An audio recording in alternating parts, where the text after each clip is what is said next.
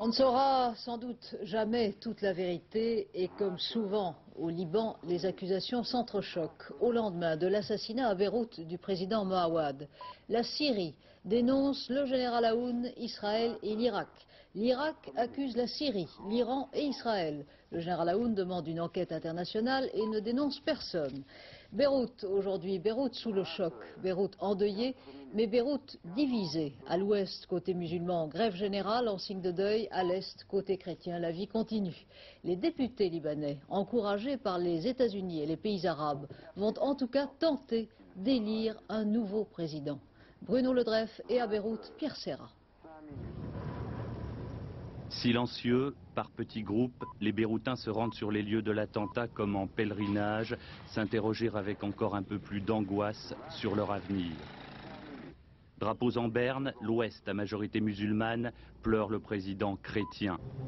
Nous sommes très tristes, explique cet homme. C'est une nouvelle chance de gâcher. Nous espérions que ce président nous apporterait enfin la paix.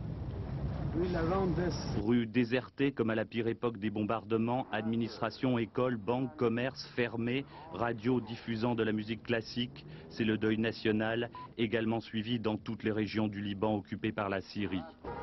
Le pays chrétien présente un tout autre visage. Le général Aoun, qui s'opposait au nouveau président, a bien condamné l'attentat qualifié de crime abject. Mais ici, pas de grève. La vie se poursuit, comme à l'ordinaire. On ne reconnaissait pas la légitimité de ce président élu grâce au soutien venu de l'étranger. Ce qui est sûr, c'est que sa mort, on ne devait pas peut-être arriver à ce point-là. On se rend compte finalement que le président ou Moawad était, sur ce point de vue, comme un pion sur un échiquier international. Dans les heures qui viennent, les députés encore hors du pays doivent se rendre à Clayat, là où il y a 18 jours, ils élisaient René Moawad. Un quorum de 48 députés est nécessaire pour procéder à une nouvelle élection. Ce soir, c'est de savoir quand auront lieu les nouvelles élections. On sait déjà qu'elles se tiendront à Clayat, comme le 5 novembre dernier, mais on sait aussi que le président de la Chambre, Hussein Husseini, tient à ce qu'elles aient lieu le plus tôt possible. Le temps qui passe risquant en effet de rendre caducs les fragiles accords de Taïf. Il faut donc occuper le terrain rapidement.